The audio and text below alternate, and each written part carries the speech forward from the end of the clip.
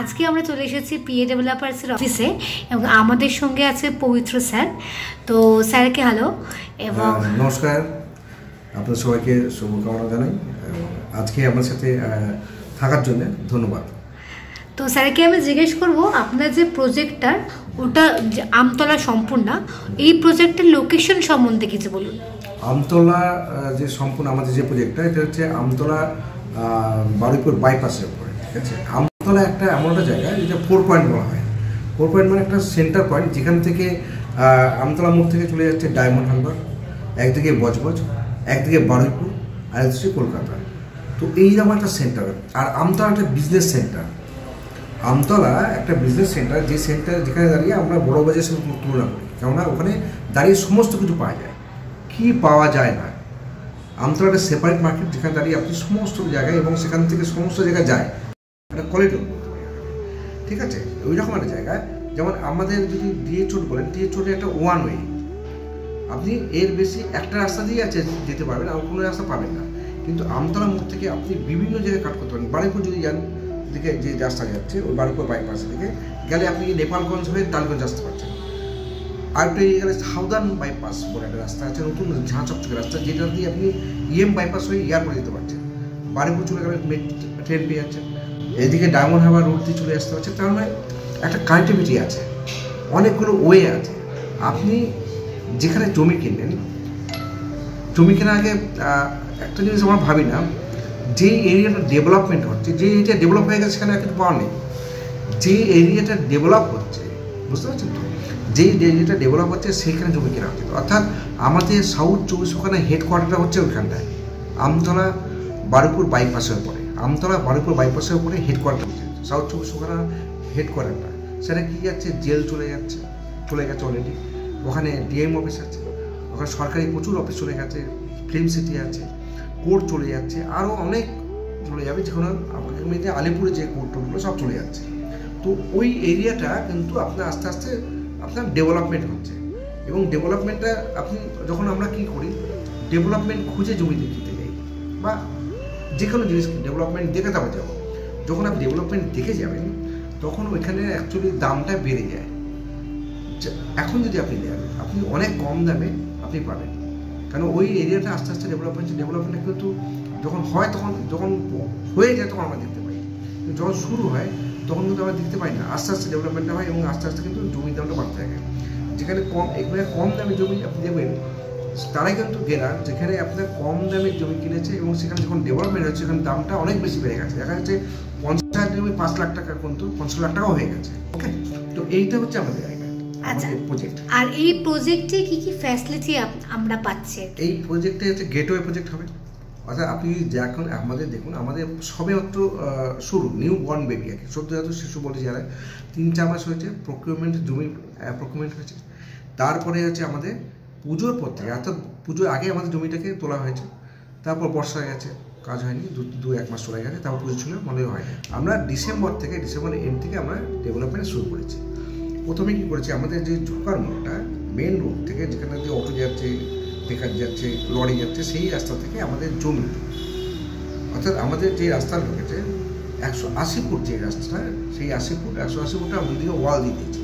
এবং ওই মুখটাতে আমাদের ঢোকার মুখটাতে গেট হবে, একটা বড় গেট হবে, যেটা গেটওয়ে কমিটি থাকবে। এবার ওর মধ্যে থাকবে ইলেকট্রিসিটি, থাকবে ওয়াটার, থাকবে, ঠিক আছে।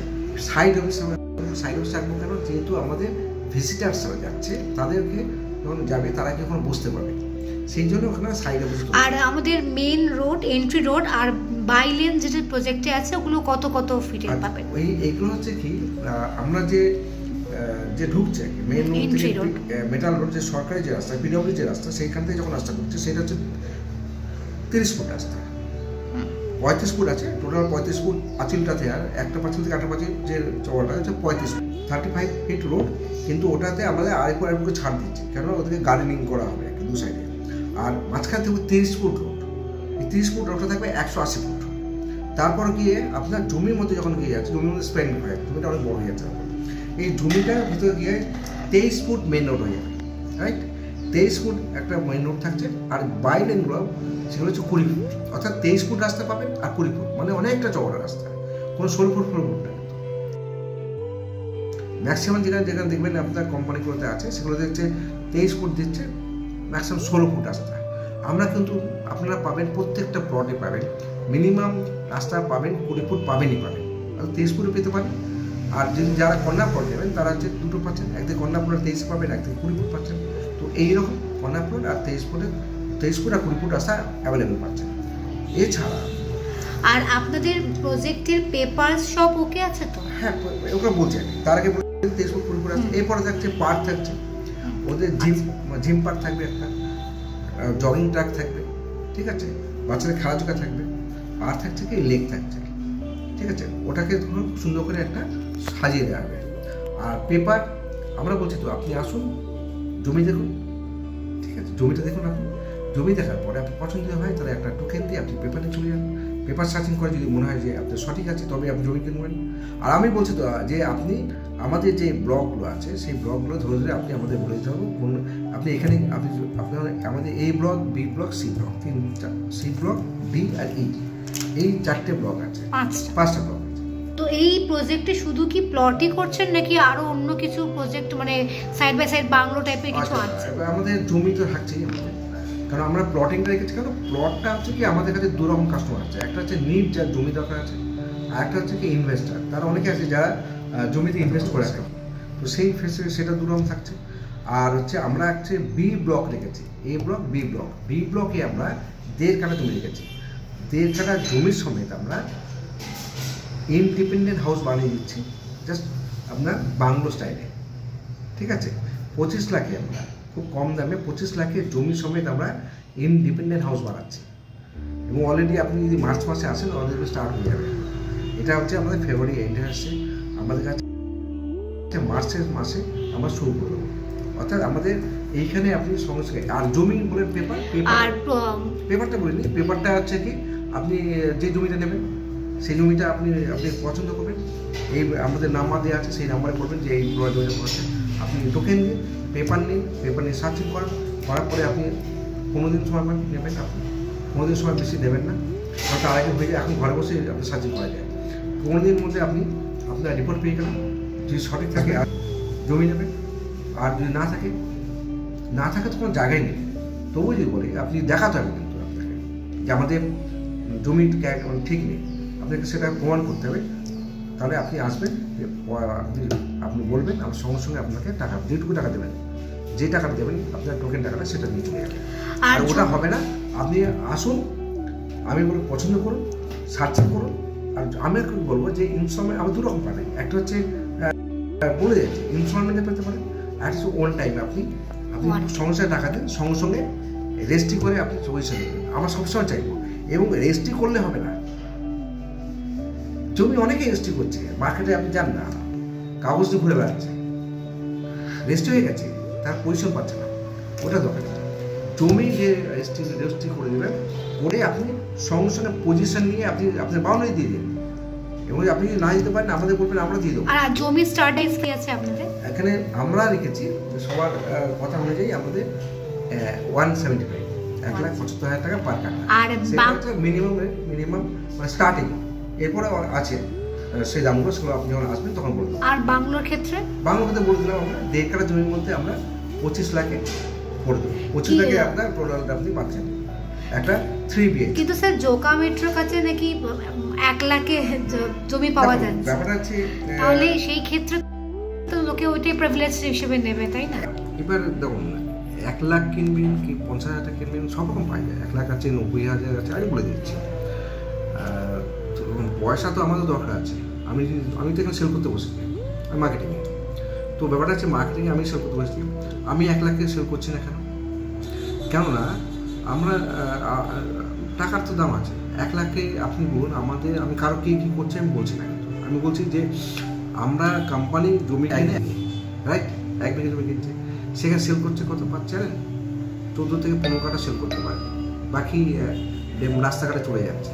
তো কোম্পানি কিনছে 1 বিঘে বিক্রি করতে পারছে 14 কাঠা, অর্থাৎ 20 কাঠা কিনলে সে 20 কাঠা বেচতে পারছে না, তাহলে দেবে করতে। কিন্তু দেখাচ্ছে ডেভেলপমেন্ট হয়ে গেছে। ডেভেলপমেন্ট না, আপনি রেজিস্ট্রি করেছেন, রেজিস্ট্রি করে আমাদের কাছে অনেকে এসে ঘুরে বেড়াচ্ছে যে দাদা আমাদের জমি মানে পজিশন পাচ্ছে না। আমি কোনো চ্যালেঞ্জ, আপনি চ্যালেঞ্জ করলে, কেউ চ্যালেঞ্জ করে আমি কিন্তু দেখেই দেবো, আমার কাছে পেপার আছে। চ্যালেঞ্জ করার কোনো জায়গা নেই। আমি কিন্তু কাউকে, কে কী করছে, আমি কোন কোম্পানির নাম বলতে চাইছি না। ব্যাপারটা হচ্ছে আপনি রেজিস্ট্রি করুন, করে পজিশন নেন, ঠিক আছে? ব্যাপারটা হচ্ছে আপনার টাকার দাম আছে, আপনি কোথায় 1 লাখ পাবেন, 90,000 পাবেন, ওটা তো আপনার ব্যাপার। আপনি কিনুন, আমার কোনো আপত্তি নেই। কিন্তু আমাদের জমির দাম এইটা আছে, যা আছে সেগুলো যা আছে। কেননা আমাদের আজকের ডেটে আপনি ক্যালকুলেশন করে আসুন। আপনিও তো একটা কোনো কাজ করেন, আপনার তো কিছু বুদ্ধি বিবেচনা আছে, নিশ্চয়ই আছে। তো ব্যাপার টাকাটার দাম আপনার কাছে আছে। আমি এইটুকু বলতে চাই যে আপনি একটা প্রপার্টি কিনতে যাচ্ছেন, যে প্রপার্টি কেনার আগে ভাবুন যে আমি যেটা কিনতে যাচ্ছি সেটা হচ্ছে একটা ভ্যালুয়েবল প্রোডাক্ট, যেটা আমার সারা জীবনের অর্থটাকে আমি দিতে যাচ্ছি। তো দেওয়ার আগে আপনি ভাববেন না, কেনার পরে ভেবে লাভ নেই। 3 বছর পরে, 2 বছর পরে টাকা ফেরত নিয়ে নেবেন, কোম্পানির পেছনে ঘুরে বেড়াবেন, এরকম প্রচুর আছে। আমি কোনো নাম বলবো না, ঠিক আছে? কারণ আমার কাছে, আমি কেন বললাম কথাটা, আমার কাছে এসছে যে আমাদেরকে সমস্ত কিছু পেয়েছি, আমার কাছে একটু জমিটা পজিশনটা করিয়ে দিতে পারেন লোক দিয়ে আপনার। আমি কেন করতে যাবো দাদা? আপনি জমিটা কিনেছেন তখন আমাকে বলেছিলেন। তো ব্যাপারটা হচ্ছে সেটা না, ব্যাপারটা হচ্ছে আপনি জমি কিনবেন পয়সা দিয়ে, দেখে কিনুন। আমাদের কাছে আসুন। আমরা কি বলতে পারতাম না? আমরা তো যদি সবাই, ওরা যদি বেচতে পারে, আমরা বেচতে পারি না। আমরা চাই না যে কারোর টাকা নিয়ে কাউকে ঠকাতে। আমরা চাই আপনি যেটা স্বপ্ন নিয়ে আসছেন, সেই স্বপ্নটাকে বাস্তবায়িত করার জন্য আমাদের সেই কাজটার জন্য বসে আছে। ওরা যদি 90,000 টাকা, 1 লাখ টাকা বেচতে পারে, আমিও বেচতে পারি 1 লাখ টাকা। 1 বছর আপনি দিন না, ইনস্টলমেন্ট দেবেন, তারপর কী হবে সেটা পরে। আমরা চাইছি না। আমরা কোম্পানি বলতে পারি যে 1.5 লাখ টাকা করে পারি না, আমি 1.5 লাখ টাকা নেবো, তারপর বলবো আমি দিতে পারছি না, এই টাকা নিয়ে যান। ব্যাপারটা সেটা। আপনাকে ক্যালকুলেশন করতে হবে যে একটা লোক 1 লাখ টাকা দিয়ে জমি কিনবে, 1 লাখ পিস দিচ্ছে, যে জমিটা, সেই জমিটা 20 কাঠা কেনার পর সে বেচছে 14 কাঠা বেচছে। তারপর সে বেচতে আছে, তাহলে তার সেই জমি বাকি 5 কাঠা 6 কাঠা করতে যায়, সেই দামটা করতে আসবে। দ্বিতীয়ত কোম্পানি চাষিকে, আপনার 1 লাখ চাষি নিজের প্রফিট আছে, সব কিছু মিলিয়ে তো একটা দাম করা হয়। তো এইগুলো আপনি ভেবেচিন্তে করুন। কোথায় দাম কম করলেও আপনি দৌড়ে চলে গেলেন, দিয়ে গেলেন। কেউ মানে জলে বোতল ছুঁড়ে মারছে, কেউ করছে, আপনার দেখে খুব খুশি হলেন, আরে বাবা। তো ব্যাপার হচ্ছে জলে বোতল ছুড়লো, কে কী করলো, ওগুলো দেবেন না। আপনি যেটা কিনতে যাচ্ছেন, টাকা দিয়ে যেটা কিনতে যাচ্ছেন, আপনার টাকা, আপনি জলে ফেলবেন কী করবেন সেটা আপনার ব্যাপার। আমি বলবো আসুন, আমাদের প্রজেক্টটা একটা সুন্দর রূপ দিয়েছে, অনেকদিন আপনি দেখতে পারবেন। আপনি আমাদের সঙ্গে চলুন, গিয়ে দেখুন, জমিতে দাঁড়িয়ে দেখুন, ঠিক আছে? তো ব্যাপারটা হচ্ছে এরকম না যে আপনি জমি কিনতে এসছেন, জমিটা দেখুন। জমি, আমি বলবো সবসময় যে ইনস্টলমেন্টটা আমার এখানে পাওয়া যাচ্ছে। আপনি যদি মনে করেন যে আপনি সঙ্গে সঙ্গে রেজিস্ট্রি করে আপনি কোচিং চান, আমার সাথে দিতে পারবেন। তো ঠিক আছে, দেখা হবে আমাদের অফিসে, আসুন। Thank you.